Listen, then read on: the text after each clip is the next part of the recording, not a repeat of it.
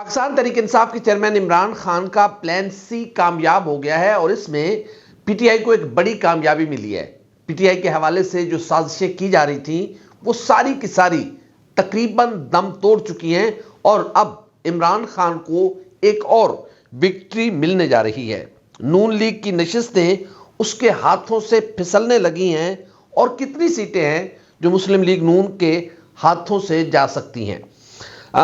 مانجی کی خواجہ آصف کو پھر للکار، خواجہ آصف کی نیندیں حرام ہو گئی ہیں۔ پاکستان اور دنیا بھر میں دیکھنے اور سننے والوں کو الفت مغل کا سلام۔ آپ میرے یوٹیوب چینل اور فیس بک پہ ہی دیکھ رہے ہیں۔ دھاندلی دھاندلا جو بھی ہوا، یقیناً یہ زیر بحث ہے چیزیں اور بہت سارے راز کھلتے آ رہے ہیں۔ اس سے پہلے کہ ہم بات کریں ان رازوں پر، کچھ پاکستان تحریک انصاف کے چیئرمین عمران خان کے پلان سی پر تھوڑی سی بات کر لیتے ہیں۔ 8 فروری 2024 کو ہونے والے انتخابات کے سلسلے میں جب چیزیں فائنلائز ہوئیں اور عین انتخابی مرحلہ شروع ہوا تو پاکستان تحریک انصاف سے بلہ چھین لیا گیا۔ پاکستان تحریک انصاف کے امیدواروں کو آزاد ڈکلیئر کر دیا گیا۔ اس کا صاف صاف مطلب یہ تھا کہ اتنا الجھا دو ووٹر کو کہ ووٹر اپنا امیدوار ڈھونڈتا پھرے، اور اتنی لمبی لمبی فہرستیں یا بیلٹ پیپرز پر اتنے آزاد امیدواروں کے نشان ہوں کہ عام سادہ لو انسان اپنے پسندیدہ امیدوار یعنی کہ پی ٹی آئی کے امیدوار کا نشان ہی نہ ڈھونڈ سکے۔ تو ظاہر ہے یہ ایک ان کی کوشش تھی۔ اب جو سادہ لو انسان ہیں وہ کتنے تیز تھے ان کوشش کرنے والے بیچاروں کو پتہ ہی نہیں تھا۔ اب انہوں نے تو کوشش کی اپنے طور پر کہ ووٹر کو الجھا کے رکھ دو، لیکن ووٹر بڑا سیاںا نکلا اور اس میں سارا کریڈٹ پاکستان تحریک انصاف کی سوشل میڈیا ٹیم کو بہرحال دینا پڑے گا، جنہوں نے دن رات ایک کر کے ایک ان کی ویب سائٹس بلاک کی گئی، ان کے واٹس ایپ نمبر بلاک کیے گئے، کیا کچھ نہیں کیا گیا، لیکن وہ اپنے امیدوار لوگوں کے سامنے لے کر آتے رہے۔ اور ایک پنڈ میں بیٹھا ہوا ان پڑھ، بالکل چٹا ان پڑھ، اس کو بھی پتہ چل گیا کہ میرا کینڈیڈیٹ کون ہے، میرے کینڈیڈیٹ کا انتخابی نشان کیا۔ اب یقین کریں، میرا اپنا تعلق ایک دیہات سے ہے اور میں پچھلے دنوں گیا ہوا تھا تو وہاں میں نے پوچھا کہ چاچا تو کی میں لبیا سی اپنا نشان؟ انہوں نے کہا پتر میں نے پہلے پتا سی، میں تو اپنی پوری تیاری کر کے گیا سی کہ میرا کیڑا نشان ہے، کیڑا میرا خاتونہ ہے، یعنی کہ کون سا میرا نمبر ہے، ووٹ نمبر ہے، میرا پولنگ بوتھ کون سا ہے، میرا اوپر کون یعنی کہ قومی اسمبلی کا کینڈیڈیٹ کون ہے، اس کا انتخابی نشان کیا ہے، اور صوبائی اسمبلی کا کینڈیڈیٹ کیا ہے، اس کا انتخابی نشان کیا ہے۔ اور یہ بھی انہوں نے کہا پتر میں نے وہ بھی پتا سی کہ عمران خان دا آزاد امیدوار کیڑا ہے تے دوجا امیدوار آزاد امیدوار کیڑا ہے۔ یعنی کہ یہ لوگوں کا لیول آف سینس تھا اور یہ لوگوں کی میچورٹی کا سینس تھا، اور لوگ اتنے پیشن کے ساتھ ووٹ پول کرنے کے لیے نکلے ہیں جو پاکستان کی تاریخ اب بھی ہم نہیں الفاظ میں لکھ سکتے۔ مورخ لکھے گا کہ 8 فروری 2024 کو پاکستانی کیسے جاگے، کیسے یہ قوم بنے، اور کیسے ووٹ کی پرچی کی طاقت نے اپنا جوش، جذبہ اور اپنی سٹرینتھ شو کی، اور جس نے کئی ایک منصوبہ سازوں کو پریشان کر کے رکھ دیا۔ عمران خان کے پلان سی کی طرف آتے ہیں۔ پھر عمران خان کے ظاہر لوگوں کو آزاد ڈکلیئر کر دیا گیا۔ اب اس کے پیچھے کئی ایک کہانیاں تھیں۔ ایک صرف یہ کہانی نہیں تھی کہ لوگ اپنے امیدوار کا انتخاب نہ کر سکیں یا اس کو ڈھونڈ نہ سکیں، اس کے ساتھ یہ تھی کہ اگر پی ٹی آئی کچھ سیٹیں لیتی بھی ہے تو ان کو آزاد ڈکلیئر کر دو، ان سے مخصوص نشستیں چھین لو۔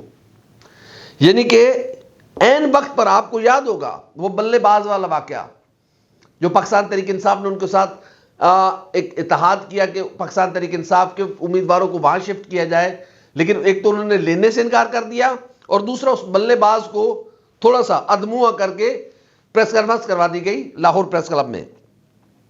ظاہر ہے اس کے بعد معاملہ وہ بھی منصوبہ ان کا ناکام ہو گیا۔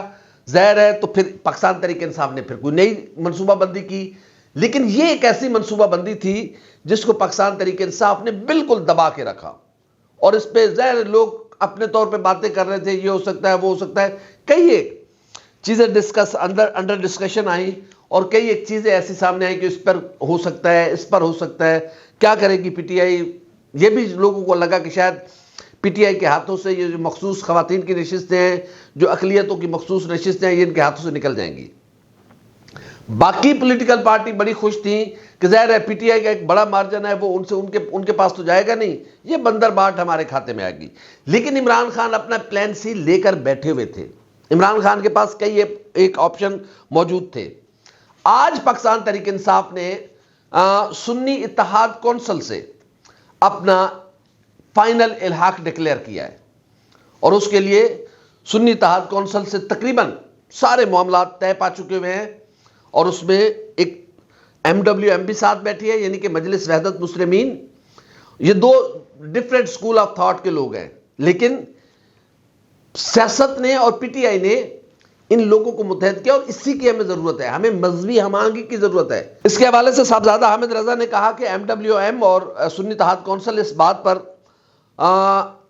کاربند ہیں کہ اپنا مذہب چھوڑو نہیں، کسی کو چھیڑو نہیں، یعنی کہ مذہبی ہم آہنگی کے ذریعے آگے بڑھو۔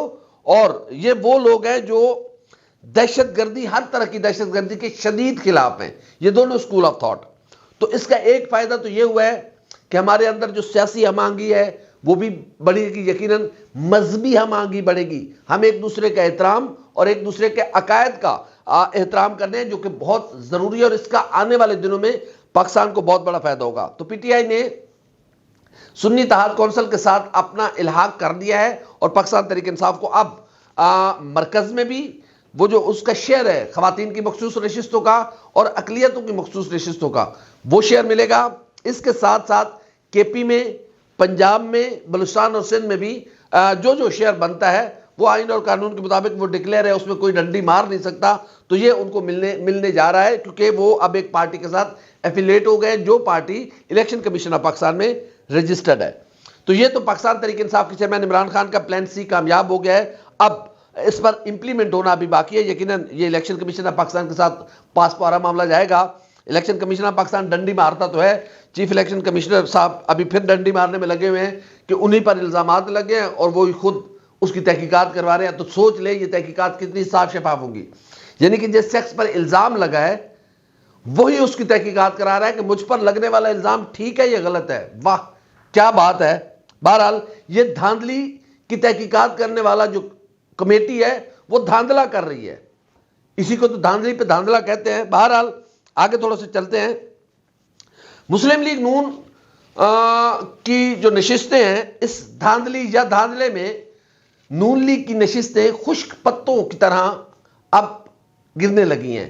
مسلم لیگ نون میں قومی اسمبلی اور صوبائی اسمبلی کی نشستوں کا پت جھڑ شروع ہونے والا ہے، اور اس پت جھڑ میں 3 نشستوں پر اسلام آباد ہائی کورٹ نے پاکستان تحریک انصاف کے امیدواروں کی درخواست پر مسلم لیگ نون کے اسلام آباد سے منتخب ہونے والے 3 جو کینڈیڈیٹ ہیں، جو ارکان قومی اسمبلی ہیں، ان کے کامیابی کی نوٹیفیکیشن معطل کر دیے ہیں۔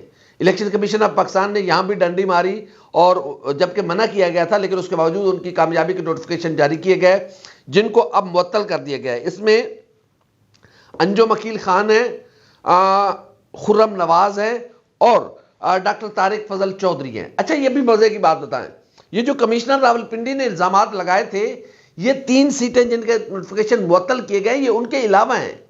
آپ دیکھیں کہ یہ تو 16 سیٹیں گئی نا، لگ ایسے ہی رہا ہے، حالات بتا رہے نا۔ دیکھیں بلڈنگ دیکھ کر اس کی بنیادوں کا اندازہ کیا جا سکتا ہے۔ تو یہ ابتدا ہے، کیونکہ خرم نواز نہیں جیت سکتے تھے اسلام آباد شہر سے، آزاد کینڈیڈیٹ پی ٹی آئی کے مقابلے میں۔ ڈاکٹر طارق فضل چودھری صاحب کی بھی پتلی پوزیشن تھی، اور انجم عقیل خان کی تو بالکل پتلی پوزیشن تھی، کیونکہ اسلام آباد کے لوگ اب ظاہر ان کا لیول تو آپ کو پتا ہے نا، تو پھر انجم عقیل خان صاحب کو تو وہ اپنا نمائندہ بنا کر قومی اسمبلی میں تھوڑی بھیجیں گے۔ بہرحال دیکھیں، لیکن الیکشن کمیشن آف پاکستان کا یہ جو نوٹیفیکیشن تھا اس کو معطل کر دیا گیا ہے، اور اب کمشنر راولپنڈی کے جو الزامات ہیں اس کو مزید تقویت ملی ہے۔ ظاہر ہے یہ جو الیکشن کمیشن آف پاکستان کے نوٹیفیکیشن معطل ہوئے ہیں، اس سے اس الزام کو تقویت ملی ہے۔ کچھ تھا تو اسلام آباد ہائی کورٹ نے یہ نوٹیفیکیشن معطل کی ہے۔ اسی طرح پاکستان تحریک انصاف مزید نشستوں پر اپنا کلیم کر رہی ہے، اور آج بھی جو پریس کانفرنس کی گئی اس میں پاکستان تحریک انصاف کے جو چیئرمین ہیں بیرسٹر گوہر علی خان صاحب، انہوں نے ایک بار پھر مطالبہ دہرایا کہ ہماری 180 نشستیں ہیں، ہماری 180 نشستیں ہمیں واپس کی جائیں اور اس کا نوٹیفیکیشن جاری کیا جائے. ظاہر شیر افضل مروہ صاحب تو پھر تمہیں پتہ نا جٹا علی گل کر دے رہے بس وہ تو ایک ہی لگاتے ہیں, وہ کہتے ہیں 100 سنار کی 1 لوہار کی. تو شیر افضل مروہ صاحب تو ایک ہی لگاتے ہیں. انہوں نے سیدھا کیا ہے کہ 17 سیٹوں والی مسلم لیگ نون اب وفاق میں حکومت بنانے چلی ہے. وہ تو کہتے ہیں کہ ان کی 17 ہیں, 180 ہماری نشستیں ہیں. تو لگ ایسے رہا ہے کہ موسم ایسے چل پڑا ہے کہ شاید مسلم لیگ نون کے لیے آنے والے وقتوں میں مشکلات بڑھے.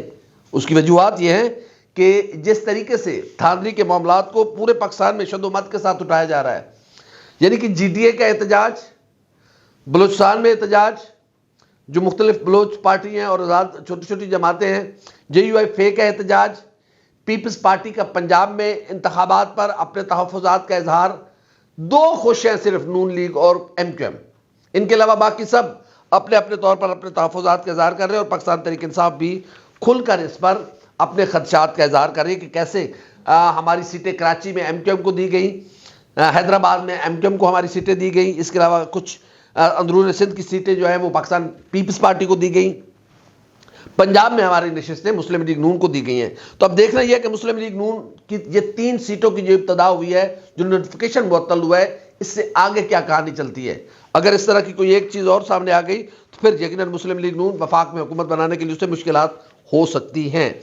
آگے چلیں کہ خواجہ آصف صاحب کا پالا پڑ گیا ایک ماں سے, اور ماں جی نے آج بڑی للکار لگائی ہے خواجہ آصف کو کہ خواجہ آصف, میں ایک گھردار خاتون تھی, میرا سیاست سے کوئی لینا دینا نہیں تھا, حالات نے مجھے سیاست کی طرف دھکیلا ہے, میرا مینڈیٹ چرایا گیا ہے, مجھے سیاست ویاست نہیں آتی, میں بالکل سیدھی اور کھری بات کرتی ہوں, اس لیے خواجہ آصف تیار ہو جاؤ, میں اپنا مینڈیٹ تمہیں نہیں چھوڑنے والی. یہ جو سیال کوٹ کے لوگوں نے مجھے ووٹ کیا ہے یہ میں تمہیں نہیں چھوڑوں گی.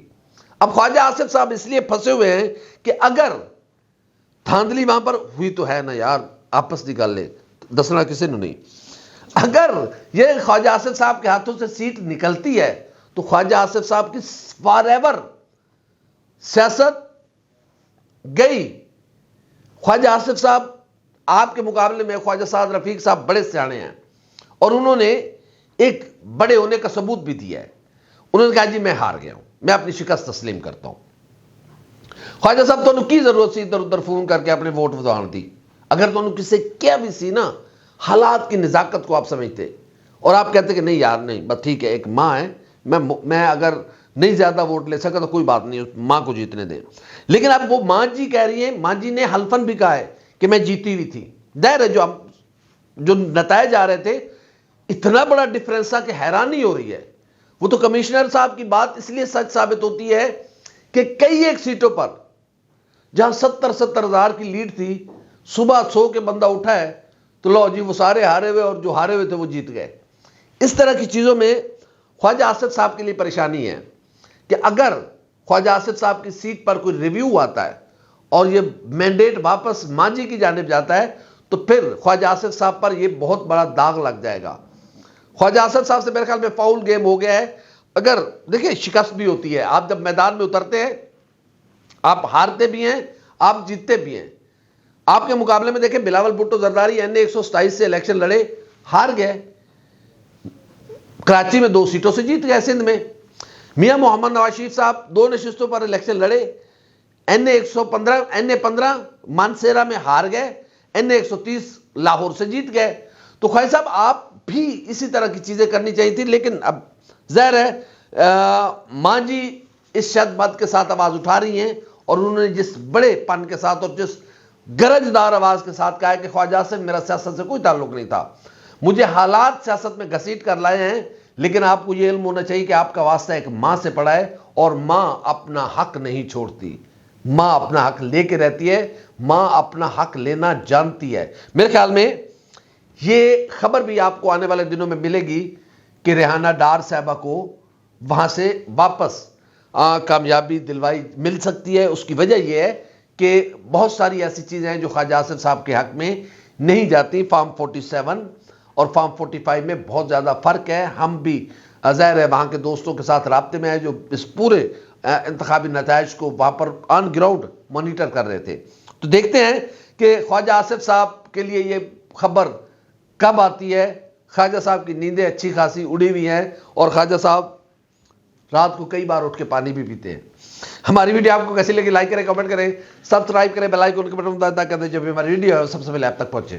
اللہ حافظ.